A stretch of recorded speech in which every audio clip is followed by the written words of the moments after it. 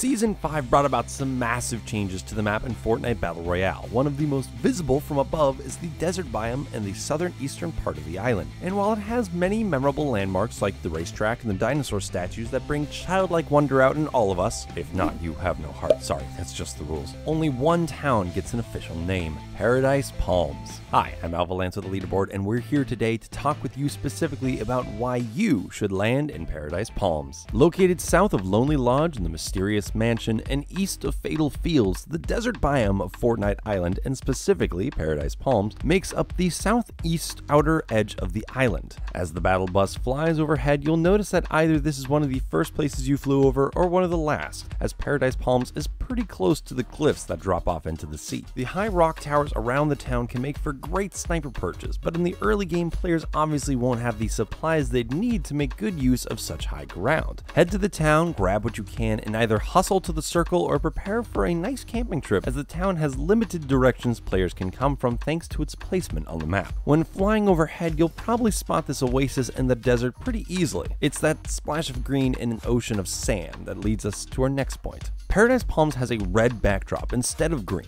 I mean, not really red, more like gold, orange, brownish color, but the point is that players are going to stand out more. On the rest of the island, players are against trees, grass, bushes, bodies of water, shades of blue and green, but around Paradise Palms, all of those gray, black, and green skins will look like odd cactus rather than a bit of grass. Now, unfortunately, that will also apply to you, so you'll have to be careful. You could plan for this and pick out a skin with a yellow palette of color, but that's kind of an extra level of prep that even a Fortnite master might not want to go for. So what can we do to get you ready for such a situation? Make sure you know the area better than your opponents. In the north, near Hotel 23, you'll find glowing cracks in the fabric of the space-time continuum that will send you high above the island to show off that sick glider you spend half your hard-earned V-Bucks on. You can find these rifts near the old horse-drawn carriage on the edge of town, as well as far to the east off the ramp. But obviously that one's a lot harder to get to, and if you miss it, you'll be getting into a shooting match a whole lot sooner. Of course, the benefits of going through the rifts are great mobility and speed if you need to get far into the island for the next circle.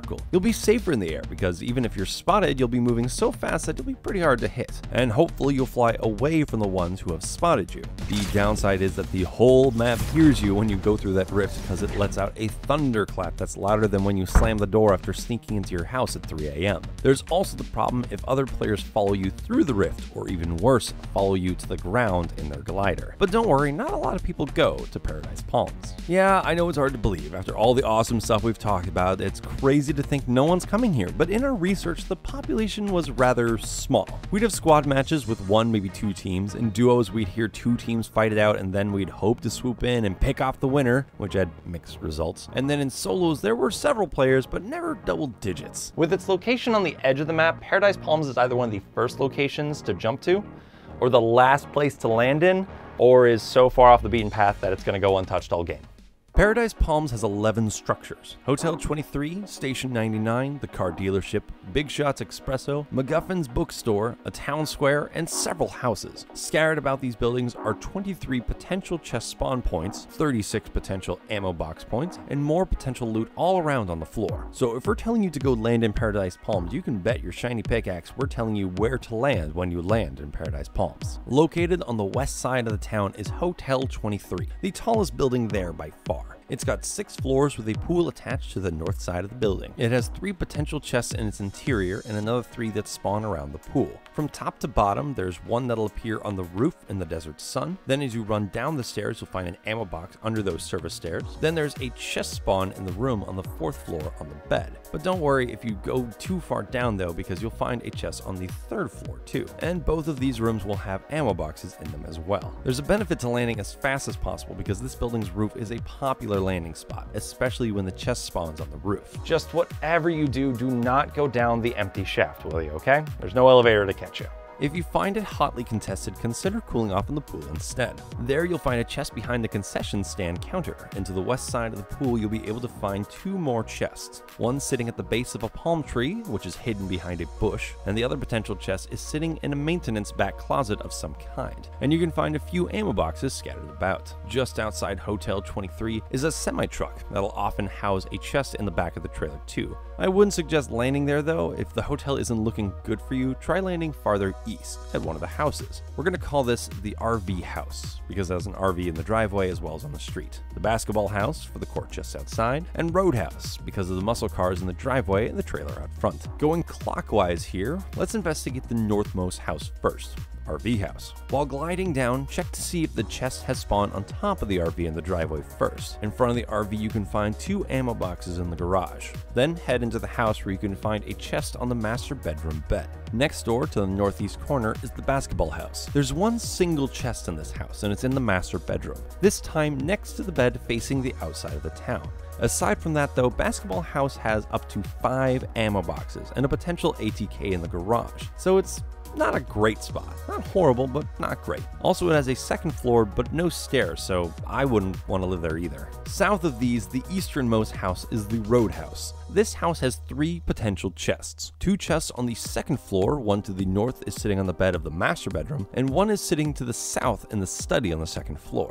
You can also find an ammo box in both of these rooms. The last chest is hidden out in the yard behind some bushes on the edge of town to the southeast. And the southernmost buildings of Paradise Palms are just not even worth going to in my opinion.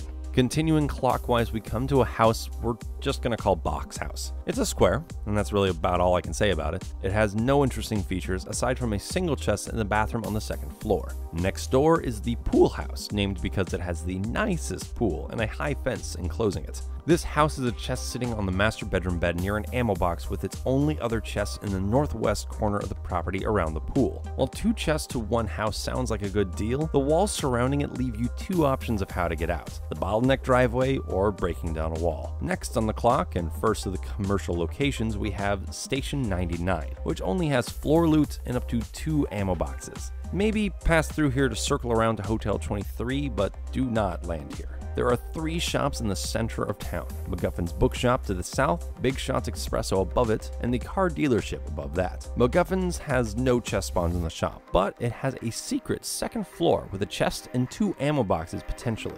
Big Shots Espresso, aka the coffee shop, doesn't have much in the way of loot either. There's 1 chest and it's hidden above the back room, but if you spawn there, you at least have a few options of where to go to next. If you go to the car dealership to the north of that, the building where the tractor is on display in the store, all of its good loot is on the second floor. There's a chest spawn in the office, and the other one is in a really hidden room to the south side. There are no doors leading to the room, but if you come from Big Shots, you may sneak a peek through the window. The last place in town is the square in the center of Paradise Palms. In the center of the square is a chest at the base of a cactus and a few ammo boxes around. Aside from a vending machine or grabbing an ATK, you'll likely just pass through this area too. Just outside of town, you can find an old horse-drawn carriage to the north that might have a chest on top of it, and to the east is a small shack looking over the town that can be a good sniper perch. To the east and a little south is a valley that makes a natural half-pipe that's got a single chest and is also surrounded by vehicles. But if you want to make a getaway, Paradise Palms is a pretty great location